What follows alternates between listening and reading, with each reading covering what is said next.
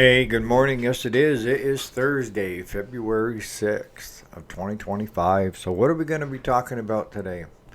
Why do some people succeed where other people fail? And I think you're going to enjoy this. And the ones that have learned how to do this already, you're going to be shaking your head yes. But stay tuned.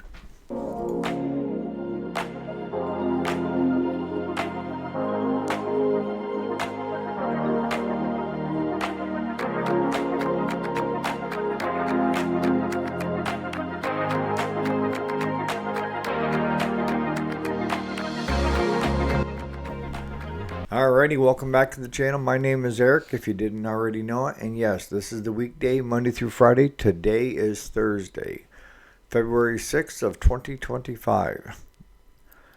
And we're supposed to be getting, a lot of parts of the country are supposed to get some snow and freezing rain again today. So just be careful out there.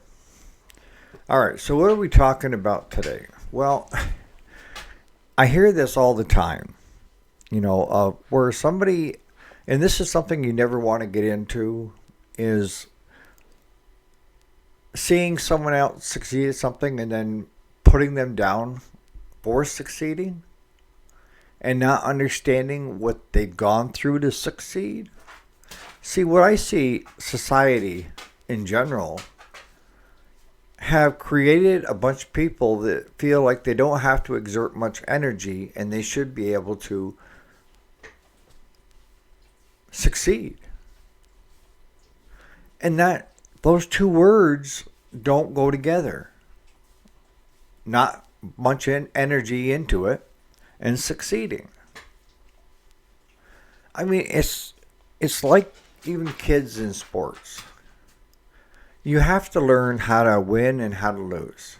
And you got to learn good sportsmanship. And if you lose, it gives you more push to succeed, right?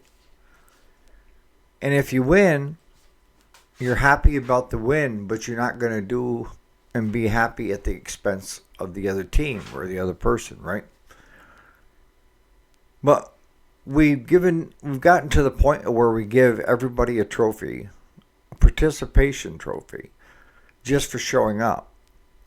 And that's kind of transferred over into the business community of people thinking that they should get a trophy or they should succeed with little to no effort. See, when you look at a sports figure and they're professionals, all right, and they've made it to the big leagues, whether it be, the Yankees, a player on the Yankees, to, a quarterback for a football team or a linebacker, or the list goes on. But all most people see is that person and the millions of dollars that they're getting from whether it be endorsements to, the team buying or paying them to play for them.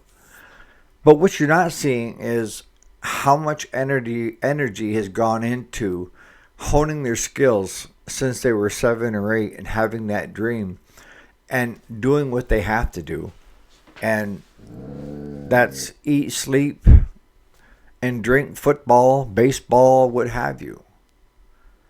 And they've lost more than they've won when they're out there trying. And when you lose, you've got two options. You can either give up, which a lot of people do, or you push harder. And what do I mean by push harder? You know what you want to accomplish. Not everybody is going to succeed based on the amount of energy they put into something. Could I be a professional baseball player? Could have, I guess, if I wanted to put forth all that energy and practice, and eat, sleep, and drink since I was in Pee-wees. But that's not my bag, and that's okay. The big thing is finding your forte. What is it that makes you happy? What is it that you have that causes you to drive? And what is out there that And this is where successful people will differ from average people. Successful people will go until they feel they can't go any further, right? And then what happens? They dig down deeper and they find more energy to put forth. Whereas the average person, comes down and they aren't even to the point of where they feel like they can't go any farther, let alone digging down deeper. The nice thing is we're all different. But there are traits that are the same. And the traits that are the same are people that are successful in what they try to accomplish, have got a lot of hours in honing that skill. Whether it be a business leader to a football player. Are there exceptions to the rule? Yes, there is in anything that you see out there. But I think if we taught the kids how to lose and how to win, we would be going a long ways in changing the generations of thinking that they don't have to apply themselves that much and still become successful. It doesn't work that way. Now, I know in school there was a kid. He was a friend of mine. His name was Jamie. And that kid never studied when he got home. He'd always ace every test that there was. It just come natural to him. He just from sitting in class and listening. It absorbed. And he always did well. And maybe I'm using him as a bad example because maybe what I didn't know was he was spending hours upon hours studying at home. And we just didn't know it. But he was a farm boy. And great in sports. Kind of great in anything that he took on. But when I see those kind of people, I also see that they have the dedication and they know where to put their energy and where not to.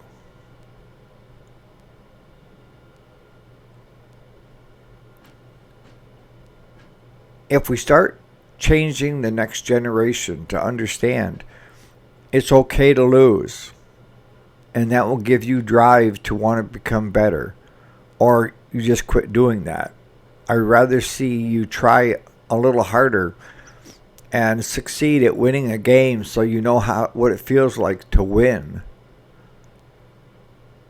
But that win is spread over your teammates if you're playing, let's say, soccer. You may have one guy that scored the 2 goals for your team, but it's a team effort. Everything from your goalie that stopped all the blocked shots to your halfbacks, your fullbacks. It's a team sport.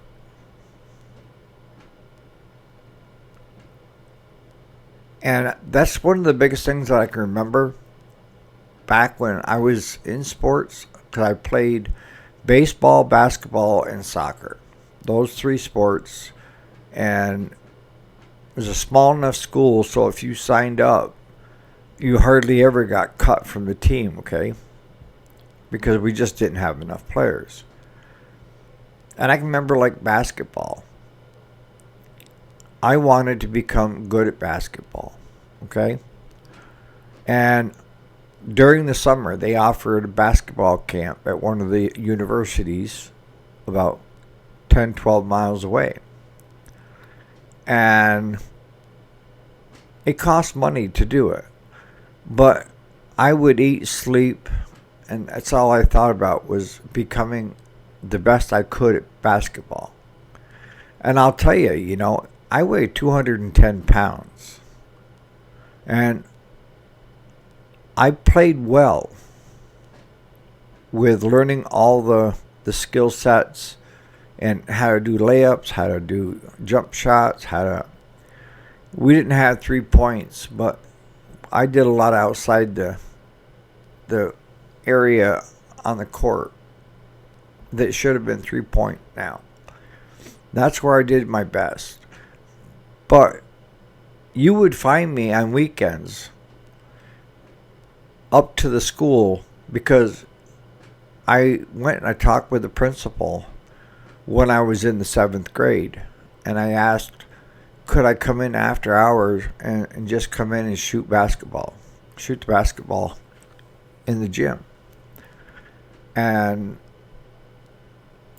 with written permission from my grandparents, the principal said, yes, Eric, there's a janitor here. Just ring the bell. He'll let you in. And you can go from the locker room up to the gym and then from the gym back to the locker room to get a shower. And we used to have a couple kids, but each kid had to get a permission slip to be there. And the principal had to know who was there before they showed up, right? You just couldn't open the door and let a bunch of guys in to play basketball. But there was like a core 2 or 3 of us that every night after school and a lot of Saturdays that we would be in the gym during the off season. And you would find us on the free throw line practicing that because that's exactly what it is. It's a free basket, right? 3 points. So free throw.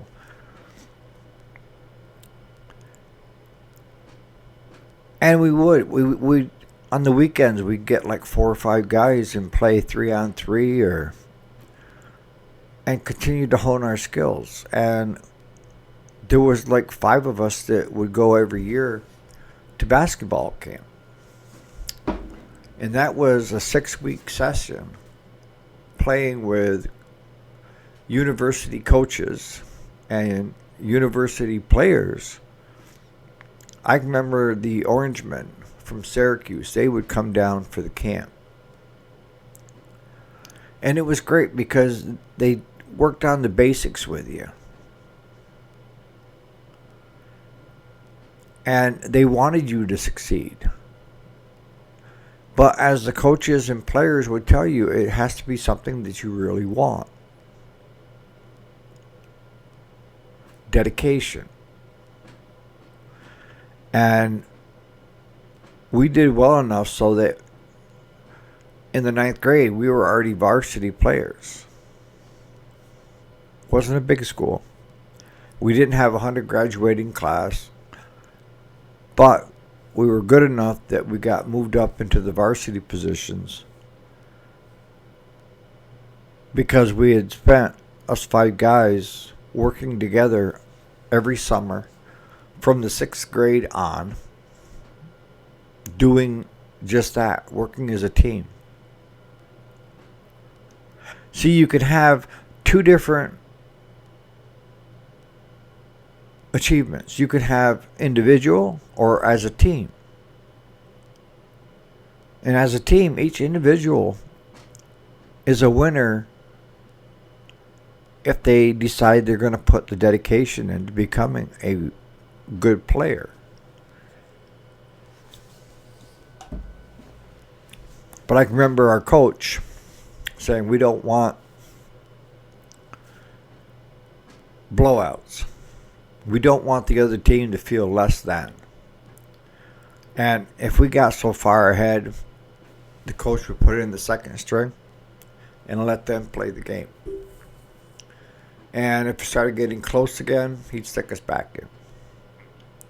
But the bigger teams, like in the Section 10s, where you had kids coming in that they had like 200 in their graduating class, so they had a big pool to pick from to get their best. And a lot of times we'd lose when we come up against a lot of the bigger schools because they had honed their skills even more than we did. But what I'm trying to get across is a lot of times the difference between people that are successful and people that are not is how much energy they put forth. And the ones that succeed know that they had that drive about them. They know what they want to accomplish. And they have the ability to dig deeper even after they feel they can't go any further. If we want successful people, if we want our kids to be successful, then we need to teach them that you're not going to get a trophy for just showing up. You're going to have to put forth an effort if you want to be on the winning team. You need to put forth an effort if you want to do well in school with your grades. You need to put forth an effort if you want to get that small business up and going. And it could be small engine repair. But if you're going to do small engine repair, you could have 10 guys that start a business for small engine repair and only have 1 or 2 succeed. And those 1 or 2 are the ones that could dig deeper. And every waking minute, they were trying to hone their skill of becoming a better mechanic, a better business owner, and looking at other areas that they could bring in more work and grow. Because when it comes to running a business and having a business, you need growth. You really do. And you need someone at the helm that's looking always for other ways to bring in revenue to that business. And that doesn't mean you have to go out and hire a bunch of people. I'm just saying that you're going to have a good load of people and a shop full of work all the time. Because your business and your job is, when there's not that much work in the shop, your job is finding work to get in the shop and getting good quality work going out of the shop.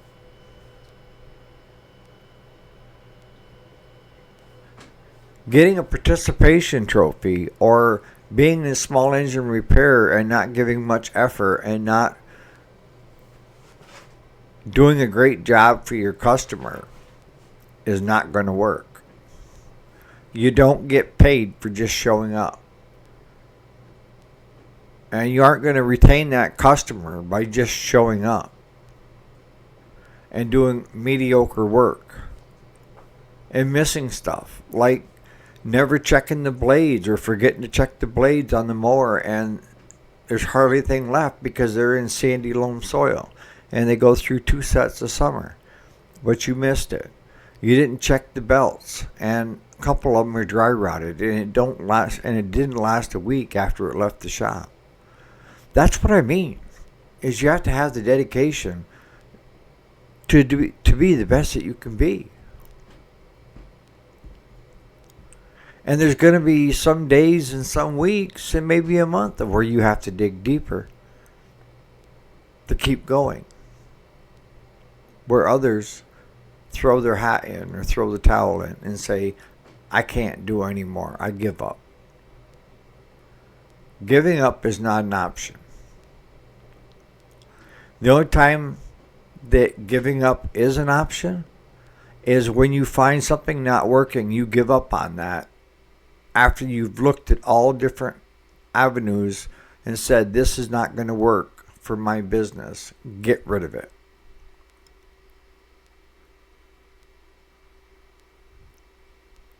But if you want to be successful at anything in life, it's the effort you have to put forth, or the effort you do put forth to wanting to become successful. Not everybody wants to be an athlete, a baseball star for the Yankees, a football star for the Chiefs. We're not all made to be great in that area.